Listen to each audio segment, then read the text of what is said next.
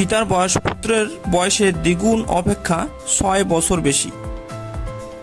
পিতার বয়স 66 বছর হলে পুত্রের বয়স কত? তো এই ধরনের প্রশ্নগুলা সলভ করার জন্য আমরা কিন্তু অপশন টেস্টের মাধ্যমে খুব সহজেই সমাধান করতে পারি। আমরা যদি প্রথমটা পুত্রের বয়স ধরি, তাহলে পুত্রের বয়স কত? যদি 15 হয়, তাহলে পিতার বয়স তার দ্বিগুণ থেকে 6 বছর বেশি। তাহলে 15-এর দ্বিগুণ কত? 15 গুণ 2 যোগ 6, তাহলে হয় কত? 36। কিন্তু এখানে পিতার বয়স দেওয়া আছে 66 বছর, তাহলে এই অপশনটা হবে না। পরে যদি পুত্রের বয়স 30 ধরি, তাহলে পিতার বয়স কত হয়? 30 গুণ 2, যেহেতু পিতার বয়স পুত্রের বয়সের দ্বিগুণ থেকে 6 বছর বেশি, তাহলে 6 যোগ করে দিলাম, তাহলে 30 গুণ 60 যোগ 6, তাহলে 66 বছর হলো। তার মানে এখানেও আমাদের কি হতো? পিতার বয়স 66 বছরই দেওয়া আছে, তার মানে হচ্ছে আমাদের পুত্রের বয়স হবে 30 বছর। তাহলে আমাদের অ্যান্সার খ। তো যদি এই প্রশ্নটি লিখিত পরীক্ষায় চলে আসতো, তাহলে আমরা এটাকে এভাবে সলভ করতে পারতাম। আমরা ধরে নিতাম, ধরি পুত্রের বয়স সমান x বছর।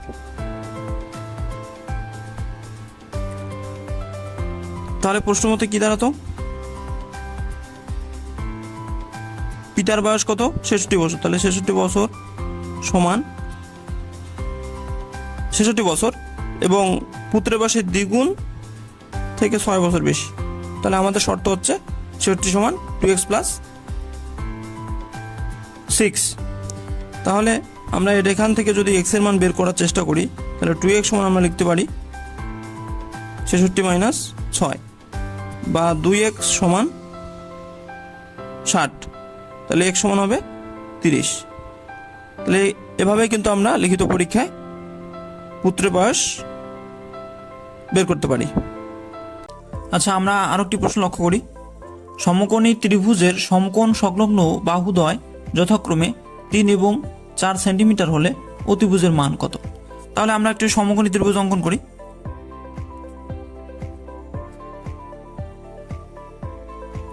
ধরে নিলাম এ বি সি একটি সমকোণী ত্রিভুজ, যার বি কোণ সমান হবে 90 ডিগ্রি। তাহলে এই বি কোণের সংলগ্ন বাহুদ্বয় আছে বিসি এবং এবি। তাহলে ধরে নেই যে বিসি সমান 3 এবং এবি সমান 4। তাহলে আমরা অতিভুজের সূত্র অনুসারে কি লিখতে পারি? অতিভুজ স্কয়ার সমান লম্ব স্কয়ার প্লাস ভূমি স্কয়ার। তাহলে আমরা লম্বর মান কত? 4, তাহলে 4-এর উপরে স্কয়ার। ভূমির মান কত? 3, তাহলে 3-এর উপরে স্কয়ার। সমান লিখতে পারি 4-এর বর্গ 16, 3-এর বর্গ 9, যোগ করলে 25। এখন আমরা যদি অতিভুজের মানটা শুধু বের করতে চাই, তাহলে আমরা লিখতে পারবো √25। √25-এর অর্থ হচ্ছে 25-এর বর্গমূল 5। তাহলে অতিভুজের মান হবে 5 সেন্টিমিটার। তাহলে আমাদের আনসার হবে খ।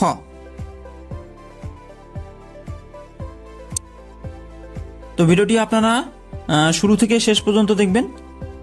ভিডিওটি ভালো লাগলে অবশ্যই ভিডিওটিতে একটি লাইক করবেন, কমেন্ট করবেন এবং অবশ্যই চ্যানেলটি সাবস্ক্রাইব করবেন। তো আমরা অপর একটি প্রশ্ন লক্ষ্য করি। যে পরিমাণ খাদ্যে 15 জন লোকের 40 দিন চলে, ওই পরিমাণ খাদ্যে 20 জন লোকের কতদিন চলবে?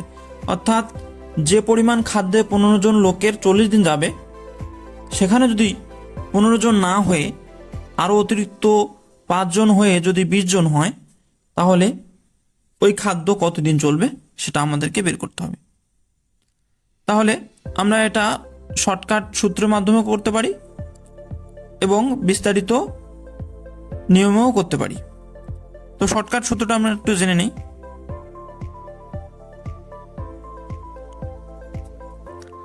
আমাদের প্রথমে যে জন এবং দিন সেটা গুণ করে দেব, 15 গুণ 40, এবং পরবর্তী যে জন সে জনটা দ্বারা ভাগ করে দেব। তাহলে আমরা যদি 20 দিয়ে ভাগ করি 1, 20 দিয়ে ভাগ করি 2, তাহলে 15 গুণ 2 সমান হবে 30 দিন। তাহলে আমরা শর্টকাটে এভাবে করতে পারি। এবং বিস্তারিতভাবে আমরা লিখতে পারি, যদি এটা লিখিত পরীক্ষা আসে তাহলে আমরা এভাবে লিখব, 15 জন লোকের খাদ্য চলে 40 দিন।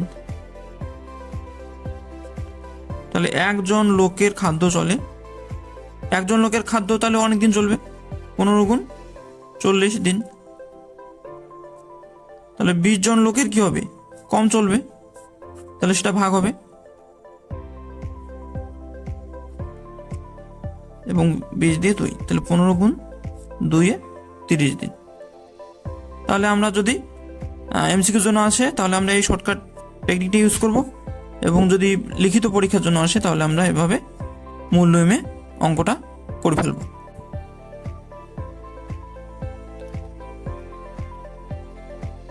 আচ্ছা, আমরা আরো একটি প্রশ্ন লক্ষ্য করি, 90 কোন সংখ্যার 75%?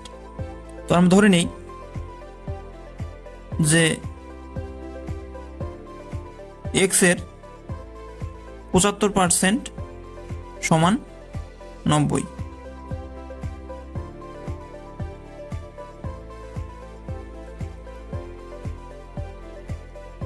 তো এটাকে আমরা এভাবে লিখতে পারি, এক্স গুণ 75/100 সমান 90, বা 75 x/100 সমান 90, বা 75 x সমান 90 গুণ 100, বা x সমান 90 গুণ 100 ভাগ 75। আমি যদি 25 দিয়ে 75কে ভাগ দিই তাহলে 3, 25 দিয়ে 75কে ভাগ দিলে 4, এবং 3 দিয়ে যদি ভাগ দিই 1, এবং 3 দিয়ে যদি 90কে ভাগ দিই তাহলে 30, 30 এবং 4 গুণ করলে হবে 120। তাহলে 90 120-এর 75%। তাহলে আমাদের অ্যান্সার হবে ঘ। আচ্ছা, আমরা আর একটি প্রশ্ন লক্ষ্য করি, যদি a অনুপাত b সমান 2:3 এবং b অনুপাত c সমান 6:7 হয়, তবে a অনুপাত c এর মান কত, সেটা আমাদেরকে বের করতে হবে। প্রশ্নটি এসেছে উপজেলা থানা শিক্ষা অফিসার 2010। তাহলে আমরা লিখি, a অনুপাত b সমান 2:3 এবং b অনুপাত c সমান 6:7। আচ্ছা, আমাদের দেখতে হবে যে এই কোনাকুনি যে অংশটা অর্থাৎ b এবং b এর মান সেম আছে কিনা। যদি সেম না হয় তাহলে এটাকে সেম নিয়ে আসতে হবে, অর্থাৎ একই নিয়ে আসতে হবে। যেমন এখানে কোনাকুনি আমরা যদি দেখি যে এখানে 3 এবং এখানে 6, এটার আসলে মিল নেই। তাহলে কি করতে হবে, তাহলে উপরের অংশটাকে অর্থাৎ কর্ণের অংশটাকে 6 বানাবো। 6 বানাতে গেলে অবশ্যই আমাদের কি করতে হবে, 2 দ্বারা গুণ করে দিতে হবে। তাহলে আমরা এটাকেও 2 দ্বারা গুণ করে দেবো। তাহলে এখানে কি দাঁড়াচ্ছে, 4:6, আর নিচে যা আছে তাই লিখলাম 6:7। তাহলে আমাদের এখন কোনাকুনি অংশটা মিলে গেল। তাহলে আমাদের বের করতে বলছে a অনুপাত c। তাহলে এখান থেকে আমি লিখতে পারি a অনুপাত c সমান, এর মান কোনটা, এর মান কোনটা, প্রথমটা 4 অনুপাত, এবং c এর মান কোনটা, শেষেরটা, তাহলে 7। তাহলে 4:7। তাহলে আমাদের অ্যান্সার হবে ঘ। তো আমরা আরো একটি প্রশ্ন লক্ষ্য করি, একটি পঞ্চভুজের সমষ্টি কত? এই প্রশ্নটি এসেছে 34তম বিসিএস প্রিলিমিনারি টেস্ট 2013-তে। তো এই প্রশ্নটি সলভ করার জন্য বা এই ধরনের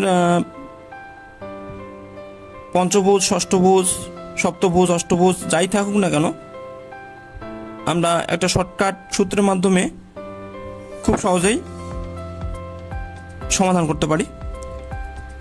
তো শর্টকাট সূত্রটি হচ্ছে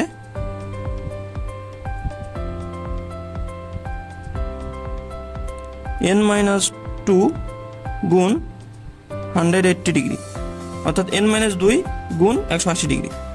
তাহলে এখানে এন এর মান, যেহেতু পঞ্চভুজ বলছে, পঞ্চভুজ মানে হচ্ছে এন এর মান 5, তাহলে আমরা যদি এখানে বসাই দিই 5 - 2 ইন্টু 180 ডিগ্রি, তাহলে 3 গুণ 180 ডিগ্রি। তাহলে এটাকে আমরা লিখতে পারি 6 গুণ 90 ডিগ্রি, অর্থাৎ 90 ডিগ্রি সমান 1 সমকোণ। তাহলে এভাবে 6 সমকোণ তৈরি করবে, অর্থাৎ পঞ্চভুজের সমষ্টি হবে 6 সমকোণ। আচ্ছা, আমরা আরেকটি প্রশ্ন লক্ষ্য করি। 1, 3, 5, অর্থাৎ এখানে বাংলায় 5 হবে, যোগ ডট ডট ডট প্লাস 101, অর্থাৎ এই ধারাটির পদ সংখ্যা কতটি আছে সেটা আমাদের বের করতে হবে। অর্থাৎ 101তম, অর্থাৎ 101 সংখ্যাটা সেটা কততম পদ সেটা আমাদেরকে বের করতে বলবে। 1, 3, 5 যোগ ডট ডট ডট যোগ 101 ধারাটির পদ সংখ্যা কত, অর্থাৎ 101 কততম পদ সেটা আমাদেরকে বের করতে হবে। তো সেটা বের করার জন্য আমরা এর সূত্র অ্যাপ্লাই করব, সেটা হচ্ছে n-তম পদ সমান, আচ্ছা আমরা এটা কিন্তু লক্ষ্য করি যে 1 থেকে 3 পার্থক্য 2 এবং 3 থেকে 5 পার্থক্য 2, অর্থাৎ এই ধারাটা কিন্তু সমান্তর ধারা। তো সমান্তর ধারার n-তম পদের সূত্রটা হচ্ছে a plus n-1 into D.